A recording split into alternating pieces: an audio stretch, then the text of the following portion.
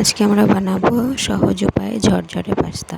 প্রথমে গ্যাসটা জ্বালিয়ে কড়াইয়ে জল বসিয়ে একটু সর্ষের তেল দিয়ে পাস্তাগুলো দিয়ে দিতে হবে। পাস্তাগুলো সেদ্ধ হবে ততক্ষণ আমরা টমেটোগুলো কেটে নেব।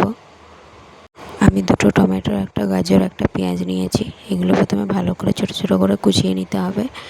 কুচিয়ে নেওয়া হয়ে গেলে আর একবার আমি পাস্তাগুলো ভালো করে নেড়ে নেব। নেড়ে নেওয়ার পর দেখো আমাদের পাস্তাগুলো ভালো করে সিদ্ধ হয়ে গেছে। এরপর আমি একটা ঝুড়িতে ছেঁকে নিচ্ছি। ছেঁকে নেওয়ার পর আমাদেরকে ভালো করে ঠান্ডা জল দিয়ে ধুয়ে নিতে হবে, তাহলে একটার সাথে একটা চিটবে না।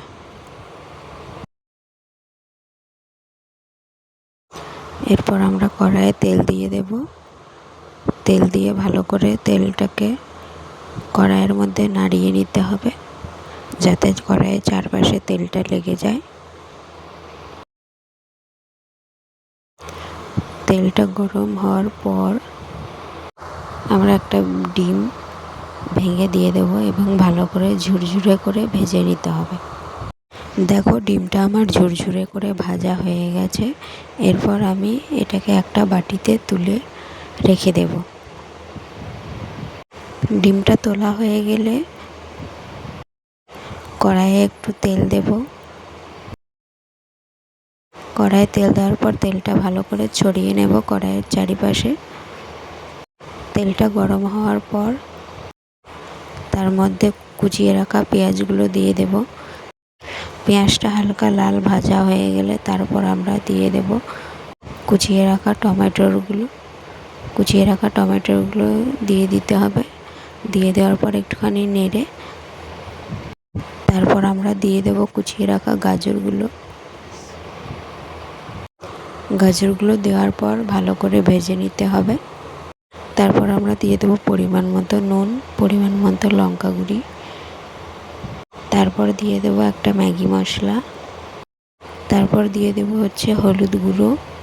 এরপর ভালো করে সেদ্ধ হওয়া পর্যন্ত ভেজে নিতে হবে, কেন কি আমাদের পাস্তাগুলো আগে থেকেই সেদ্ধ করা আছে। দেখো আমাদের ভালো করে সেদ্ধ হয়ে গেছে। এরপর আমি দিয়ে দেবো সেদ্ধ করে রাখা পাস্তাগুলো দিয়ে ভালো করে নেড়ে চেড়ে ভাজা টমেটোগুলোর সাথে মিশিয়ে নিতে হবে, তাহলে আমাদের টমেটো পাস্তা রেডি হয়ে যাবে। দেখো আমি ভালো করে মশলাগুলো ভালো করে মিশিয়ে নিচ্ছি, যাতে কোনো দিকে সাদা না থাকে। পাস্তাগুলো ভালোভাবে ঝরঝরে হয়েছে, কারণ আমি সেদ্ধ করার আগে অল্প জলে তেল দিয়ে দিয়েছিলাম এবং সেদ্ধ করে নামানোর পরে আমি ওতে ঠান্ডা জল দিয়ে ভালো করে ঝরিয়ে নিয়েছিলাম। তোমরাও সেটা করবে, তাহলেই ঝরঝরে হবে, গায়ে গায়ে লেগে যাবে না। এবার আমরা ভেজে রাখা ঝুরঝুরো করে ডিমগুলো পাস্তার মধ্যে দিয়ে দেব। ডিমগুলো দিয়ে দেওয়ার পর আরেকবার ভালো করে নেড়ে চেড়ে নিতে হবে, যাতে ডিমগুলো পাস্তার সাথে ভালোভাবে মিশে যায়। ভিডিওটা ভালো লাগলে লাইক, কমেন্ট, শেয়ার, সাবস্ক্রাইব করে দিও। আজকের মতো এটুকুই। Bye bye.